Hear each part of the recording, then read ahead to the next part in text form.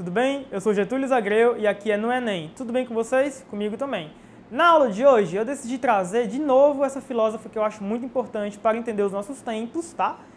E que eu gosto muito do coração mesmo, que é a Hannah Arendt, nossa amiga, que já temos uma aula com ela. Se você quiser dar uma olhada nessa aula, clique aqui na bolinha e vá lá na primeira aula que nós tivemos sobre a Hannah Arendt. Para quem já viu essa aula, beleza. Para quem não viu, beleza também. Vamos dar mais um passo no processo de conhecimento desse pensamento. Vamos entender um pouco além o que ele significa e por que, na minha opinião, e na de várias pessoas legais que eu conheço, por que a Hannah Arendt meio que dá ferramentas, né, para o nosso pensamento entender a realidade de hoje. Então, como vocês lembram, a Hannah Arendt é essa moça bem legal aí, que vocês podem buscar na internet. Há filmes muito interessantes sobre elas. Ela escreve de uma maneira muito acessível, então não vai ser tipo mega difícil de entender. E vocês vão gostar muito de abrir um pouco o pensamento de vocês, alargar um pouco a mente de vocês para o que ela tem a dizer. Como vocês já sabem, Hannah Arendt era uma pensadora judia e alemã que vivia ali na Alemanha durante a ascensão do nazismo. Então, ela sofre muito por conta disso. Ela chega a ficar num campo de confinamento, esperando a ordem para ser deportada para um campo de concentração. Graças a Deus ela não é deportada. Ela e a mãe conseguem fugir e ir para os Estados Unidos, né, onde ela continua pensando lá, né, criando o pensamento dela, onde ela entra na universidade, consegue ser professora e salva não apenas sua vida enquanto um corpo, mas dá continuidade à sua vida enquanto um pensamento. Hannah Arendt já morreu, ela morreu nos anos 60, mas de certa forma ela continua viva porque várias pessoas ao redor do mundo estudam a obra dela, percebem na obra dela, nos livros, na filosofia dela, a continuidade da filosofia, a filosofia viva. E não apenas ficar pensando por pensar, né? Mas buscar entender a realidade a partir do que ela se apresenta na sua figura mais forte, que é a realidade política. As coisas que nos afetam, as decisões de outras pessoas que interferem na minha vida e o que isso tem a ver com política, o que isso tem a ver com a minha existência enquanto um ser humano nesse mundo. Então, o livro que nós vamos abordar rapidamente hoje é A Condição Humana, da Hannah Arendt, né? Que ela escreveu em inglês, mas que a versão alemã se chama Vita Activa, que é vida ativa do latim. Tem um motivo bem interessante para isso, nós vamos ver. E é um livro em que a Hannah Arendt descreve as condições de vida do ser humano, no sentido de o que nos torna seres humanos, o que nos torna algo diferente no mundo. Ela buscava compreender isso, percebam bem, no contexto em que milhões de pessoas eram assassinadas por serem ou judias, ou ciganos, ou homossexuais, naqueles campos de perseguição, de escravização e de extermínio dos nazistas na Alemanha e na Polônia. A Hannah Arendt, então, tenta entender a realidade política que levou àquele mundo, né? Levou àquela, o que como ela chama de catástrofe moral, e tenta entender quais as razões disso, por que isso aconteceu. O que o ser humano, que tinha tudo para ser algo bom, algo melhor, por que ele se tornou essa besta fera que começou a assassinar os seus próprios semelhantes. Então, na Condição Humana, a Hannah Arendt explora isso de uma forma muito interessante, porque retoma o pensamento de filósofos antigos e modernos que ela tinha lido, que ela tinha acessado lá na formação dela. Um desses filósofos era o Aristóteles, um filósofo grego que ela conseguia ler nos seus textos originais, e outros filósofos importantes na política também, como Immanuel Kant, né? E outros filósofos da tradição alemã que a influenciariam, que dariam força e vigor ao pensamento dela. E na Condição Humana, ela descreve as condições que nos tornam seres humanos. Por exemplo, a partir de quais condições nós atingimos as nossas potencialidades? A partir de que ponto nós nos tornamos quem nós realmente somos? A Simone de Beauvoir fala no Segundo Sexo, não se nasce mulher, torna-se. A Hannah Arendt não falou, mas ela poderia ter falado, não se nasce ser humano, torna-se. Nós somos seres humanos em potência, mas nós devemos buscar ser seres humanos em ato também. E aí ele estabelece as condições a partir das quais nós atingimos a condição humana. E aí, a primeira condição que Hannah Arendt estabelece para essa condição humana é o labor.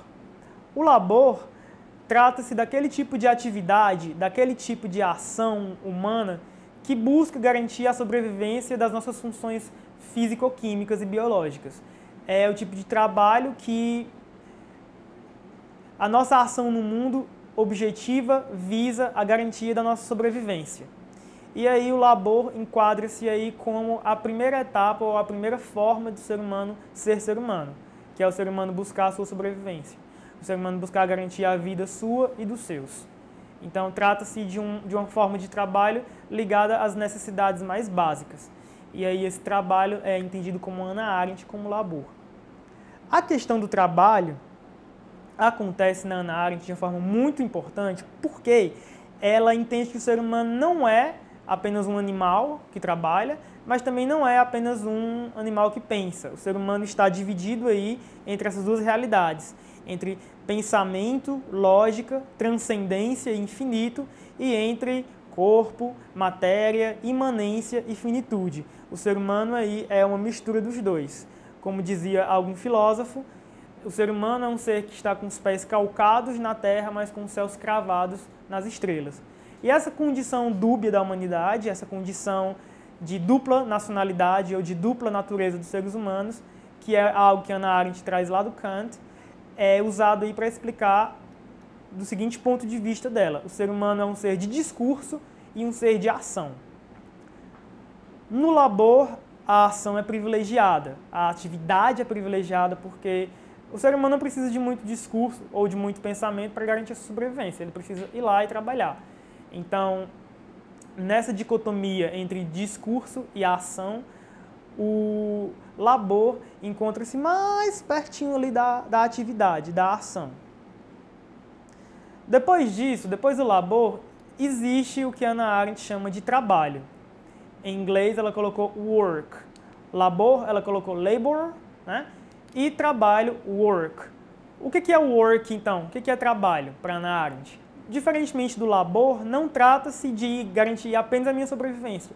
Tem a ver com isso também. Mas o trabalho, work, produz uma obra, né? Então, talvez tenha mais a ver com o discurso, com a instância discursiva racional, do que exatamente com a instância da atividade imanente, da necessidade de trabalhar. Então, enquanto o labor garante a sobrevivência do corpo, das funções biológicas, o trabalho garante a sobrevivência do pensamento, a sobrevivência do que nós temos de espiritual em nós. Então, a atividade de ler poesia, a atividade de ter sonhos, a atividade de buscar um objetivo de vida e de trabalhar para isso, tem mais a ver com o trabalho que com o labor.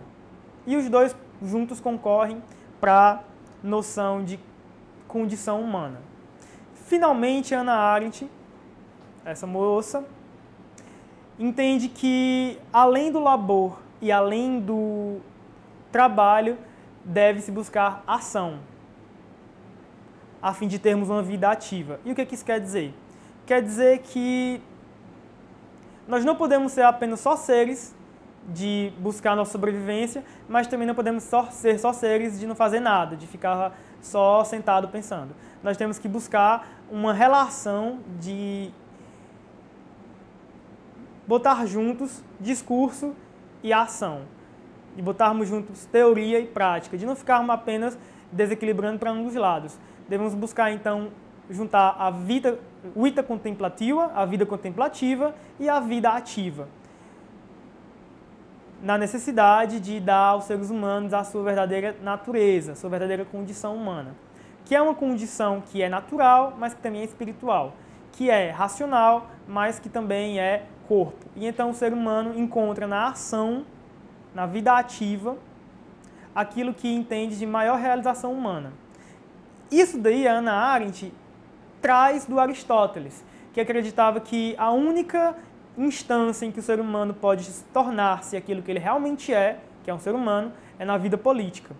Na vida política não apenas aquilo de, nossa, eu vou votar no fulano ou no cicrano nas eleições, mas entender a política como o jogo e a relação de interesses de vários indivíduos ao mesmo tempo, o tempo todo. E a vida política, nesse sentido, é a realização daquilo que há de mais humano em nós, que é estar entre outros seres humanos. Hannah Arendt usa o ditado latino homo homines essere, ser homem entre homens, que é essa busca de justificação e de ação e concretização dos nossos interesses perante uma justificativa racional para os outros seres humanos. Hannah Arendt aí dá fundamentos para uma teoria da democracia muito interessante, porque entende que os seres humanos só serão seres humanos se viverem em uma sociedade democrática. Qualquer outro tipo de coisa desequilibra as funções e nós deixamos de atingir todas as potencialidades humanas. Para Hannah Arendt, portanto, a ação só encontra realização quando nós juntamos prática e discurso. E diante da concretização do discurso na prática, nós atingimos o que ela chama de vida ativa, dando aí uma resposta original, uma resposta made in século XX para a questão do Aristóteles lá no começo do pensamento político ocidental, na Grécia Antiga. Então, gente, resumindo, né, eu vou desaparecer. O que Hannah Arendt diz, né? O que nós vemos aí na condição humana dela? Ela é uma pensadora do século XX que retoma Kant e Aristóteles para entender os nossos tempos. No livro A Condição Humana, ou Vita Activa, Hannah Arendt discute as condições através das quais os seres humanos atingem todas as suas potencialidades. E aí essas funções, essas etapas ou essas esferas são o labor, que é o trabalho que visa garantir a sobrevivência dos seres humanos enquanto uma função biológica. O trabalho, que é aquele tipo de ação que produz obras que tiram o ser humano da sua condição natural e colocam ele numa condição de ser do tempo, né? Um ser que está no tempo, ligado ao passado e ao futuro através de um discurso. E, finalmente, a ação, que é a junção entre o discurso e a prática, entre a transcendência e a imanência humanas, que visa a realização da vida ativa, que é uma vida política, que é o ser humano que não é apenas um ser biológico, é um ser de tempo também, mas é um ser de tempo na vida política, é um ser de tempo junto com outros seres de tempo, ligados a uma tradição e a uma promessa de futuro pelo discurso estabelecido entre eles. Sabendo disso, como será que nós resolveríamos uma questão do Enem? As histórias, resultado da ação e do discurso, revelam um agente, mas esse agente não é autor nem produtor. Alguém a iniciou e dela é o sujeito, na dupla acepção da palavra, mas ninguém é seu autor, diz Hannah Arendt. A filósofa alemã Hannah Arendt foi uma das mais refinadas pensadoras contemporâneas, refletindo sobre os eventos como a ascensão do nazismo, o Holocausto, o papel histórico das massas, etc. No trecho citado, ela reflete sobre a importância da ação e do discurso como fomentadores do que chama de negócios humanos. Nesse sentido, Arendt defende o seguinte ponto de vista. A condição humana não está condicionada por ações anteriores, já que cada um é autor de sua existência. B. A necessidade do ser humano de ser autor e produtor das ações históricas lhe tira a responsabilidade sobre elas. C. O agente de uma nova ação sempre age sob a influência de teias pré-existentes de ações anteriores. D. O produtor de novos discursos sempre precisa levar em conta discursos anteriores para criar o seu. E E. O ser humano é criador apenas da história, mas não do futuro. Sabendo do que a gente acabou de ver na nossa web aula, o que vocês marcariam? Dá um tempinho para vocês.